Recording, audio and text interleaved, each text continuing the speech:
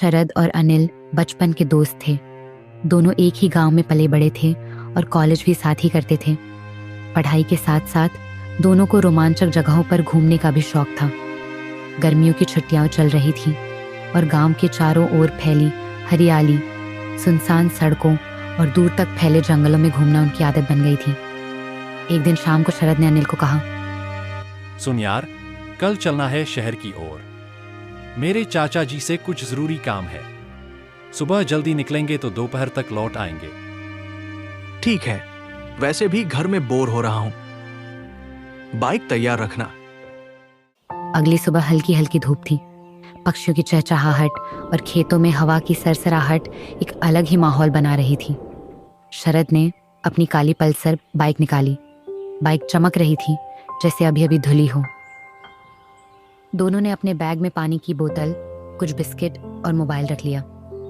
गांव से शहर जाने वाला रास्ता लगभग 60 किलोमीटर लंबा था। रास्ते में एक हिस्सा जंगल से होकर जाता था जिसे लोग भूतिया घाटी भी कहते थे। गांव में कई बुजुर्गों ने उस जगह के बारे में अजीब कहानियां सुनाई थीं। रात के समय वहां अजीब आवाजें, झिलमिलाती परछाइयां और अचानक गाड़ी बंद हो जाने की घटनाएं।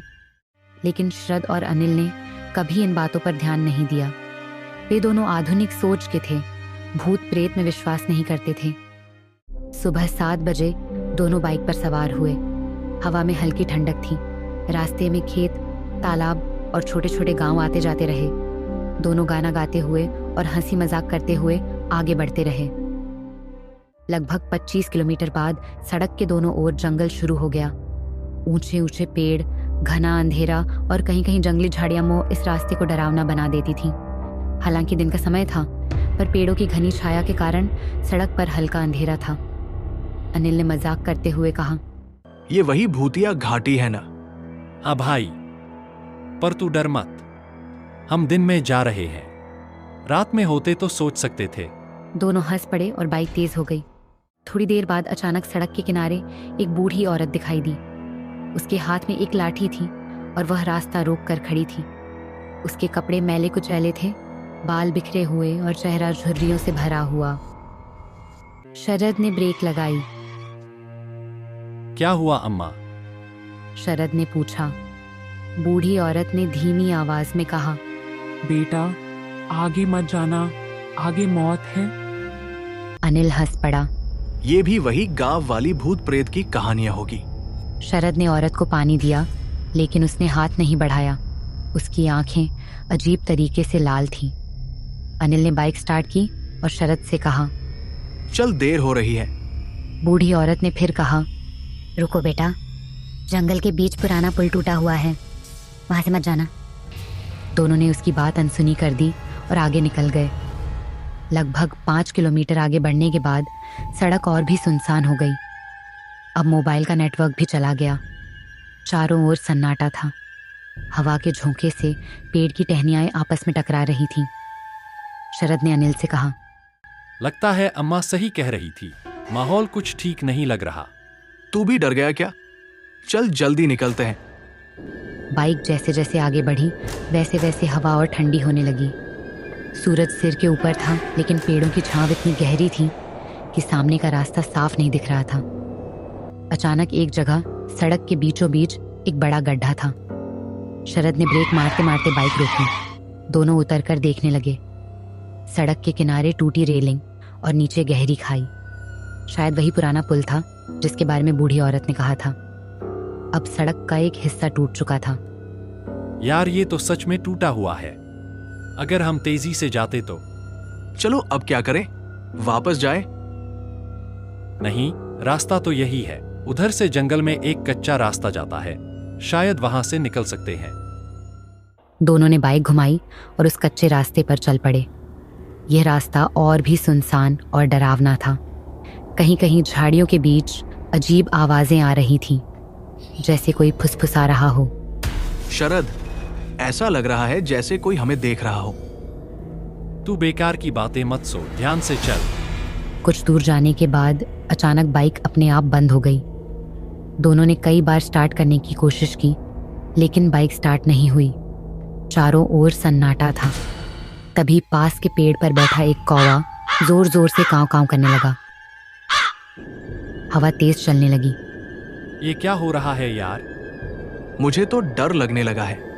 दोनों ने बाइक को साइड में खड़ा किया और चारों ओर देखने लगे। तभी उन्हें दूर से सफेद कपड़ों में एक औरत दिखाई दी। वह धीरे धीरे उनकी ओर आ रही थी। उसके बाल लंबे और खुले हुए थे, चेहरा नीचे झुका हुआ। अनिल की सांस अटक गई। शरद, वो देख। शरद ने भी देखा। उसके हाथ पैर ठंडे पड़ गए। वह औरत पास आती गई। उसके कदम जमीन को छू भी नहीं रहे थे, जैसे वह हवा में तैर रही हो। दोनों धीरे धीरे पीछे हटने लगे। अनिल ने घबरा कर कहा, बाइक स्टार्ट कर, जल्दी। शरद ने दोबारा कोशिश की। इस बार बाइक स्टार्ट हो गई। दोनों ने जल्दी से बाइक घुमाई और पीछे की ओर दौड़ा दी। लेकिन जैसे जैसे वे भागते, वह औरत फिर भी उसी दूरी पर बनी रहती, जैसे उनका पीछा कर रही हो। सड़क के किनारे अचानक एक पुराना मंदिर दिखाई दिया। शरद ने कहा, चल यहाँ रुकते हैं। दोनों ने बाइक रोककर मंदिर के अंदर दौड़ लगा दी। मंदिर छोटा सा था। अंदर एक शिवलिंग था और कुछ जलते हुए दिए। दोनों हांफते हुए एक कोने में बैठ गए। बाहर झांका तो वह औरत गायब थी। ये क्या था यार? मैंने कभी ऐसा नहीं देखा था। मुझे भी नहीं पता, शायद भूत। तभी मंदिर के पुजारी अंदर आए। वह सफेद कपड़े और चंदन लगाए एक बुजुर्ग थे। पुजारी ने कहा, बेटा, डरने की जरूरत नहीं। ये जगह ऐसी ही है। कई साल पहले यहाँ एक औरत की मौत हुई थी, तभी से उसकी आत्मा भटकती रहती है। दोनों ने आश्चर्य से पुजारी को देखा। पर हमसे उसका क्या लेना देना? पुजारी ने बताया, उस औरत की मौत धोखे से हुई थी।